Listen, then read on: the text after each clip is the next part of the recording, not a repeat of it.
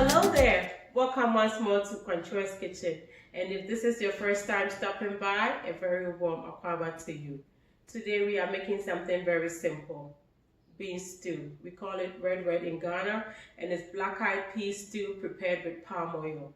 And it pairs so good, perfectly well with fried ripe plantain. And that is exactly what we're doing. And trust me when I say it's gonna be good, because you know who's represented? Almighty momone. And when you know what momone can do to your food. So why don't you just come with me as we cook this? You will love it. And I really want you to try it. So please try it, okay? And when you do, let me know. And if you love it enough, please share the video. Okay, let's cook. Okay, let's do a rundown of ingredients for this stew. I have my momone, which is also called fermented fish, my 2 large tomatoes, 1 large onion, 1 habanero pepper, my black-eyed peas, which I pre-cooked, my tin of mackerel, and you could use any mackerel of choice. This is Geisha. I have my palm oil in that tall gallon, and my plantains. They are not overripe. They just stay too long in the fridge.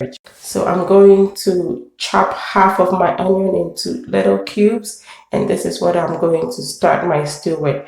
And the other half I'm going to cut up and blend with my tomatoes and pepper. I want to have some texture in this bean stew, so I'm using the food processor for these vegetables.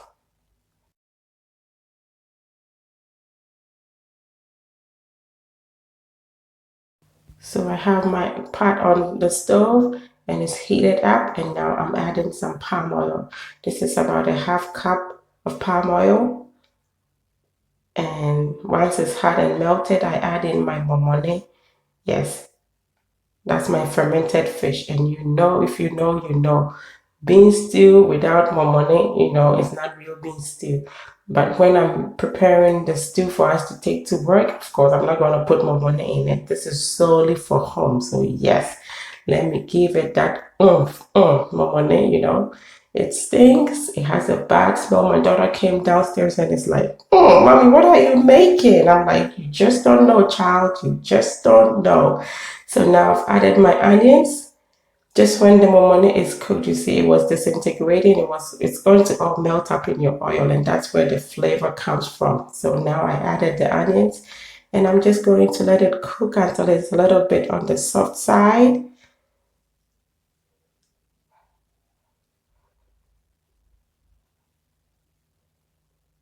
Yes, you want to open your windows if it's not too hot.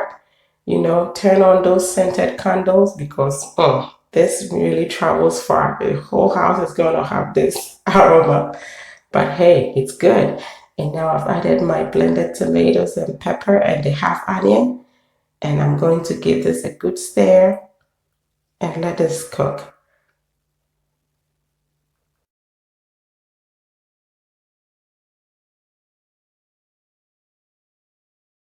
So now I'm going to cover and allow this to cook. 20 minutes later, I am covered. My stew is doing good. It is smelling divine. And I give it a quick stir.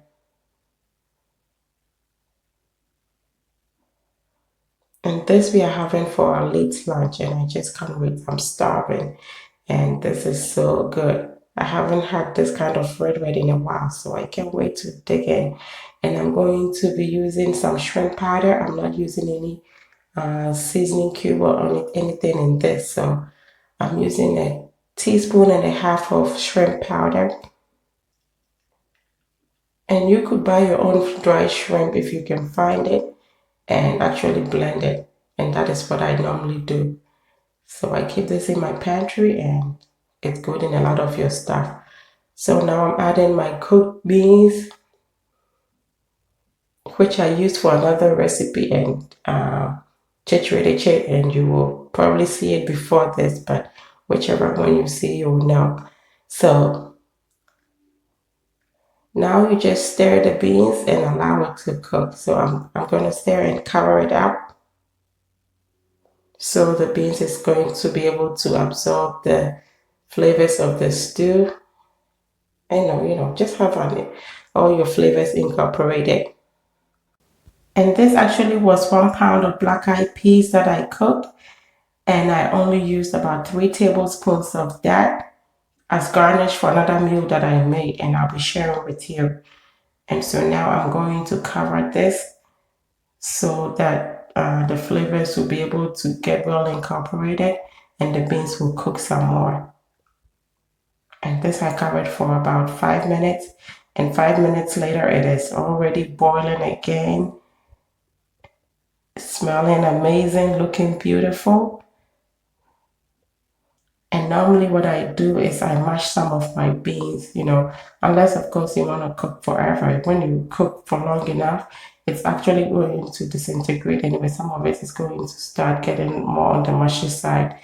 But I really think this is cooked already, and I'm not going to wait for it to cook to be mushy. So I use my potato masher, and with that I'm going to mash up just a little portion of this, just like that, so I get some soft in it and your stew becomes more on the creamy, thick inside. You know how we make it back home. Yes. Bundles. It's stinky and good. Momone. Yes. This smells amazing. Amazing. And now I'm going to add just a little bit of salt. That was Himalayan salt. And it's always going to be according to your taste. I don't like too much salt, so I don't want to be the one telling you how much to put in your stew. And yes, my Geisha mackerel, I am old school. I don't like change. Geisha is what I know. I love it and I stick to it for the most part. You could have any kind of mackerel. You could even use your grilled mackerel instead of the canned, but I just love the flavor that the tomato sauce the mackerel comes in, gives your stew. Yes, just try it if you've never had it.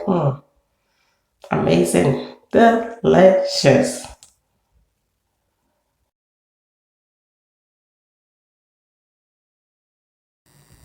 I'm going to cover again and let this cook for about an extra 10 minutes, and beef will be good to go. And just look at that. The little oil has come on the surface. It has thickened a little bit more. The mackerel is falling apart in it, and that is what you want. And boy, does it smell good. You can tell, I know you can just tell from looking at this that this is going to be good. And I want you to see it, love it, crave it, so you make it. Yes, I don't create recipe videos that are just going to be admired. I want them to be admired and the meals craved, so you make it. Yes, make it. Just don't watch the video. Please make it. You will love it, and whoever eats it is going to be calling your name and giving you text messages and phone calls, asking when they can come again for this. Just look at that. Try it. And now I'm frying my plantains because my beans is almost cooked. And just look at that. Perfection. This is just how my mom loves it. So soft that when you fry it, it's almost like caramelizing on the edges. Crispy edges, soft on the inside. Very ripe and sweet plantains. And now my stew is ready, and it's about time we ate. And just look.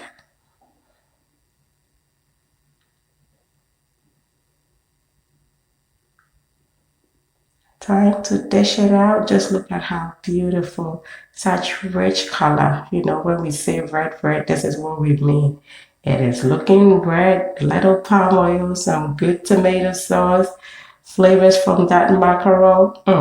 Just delicious. And just look at that. Yes.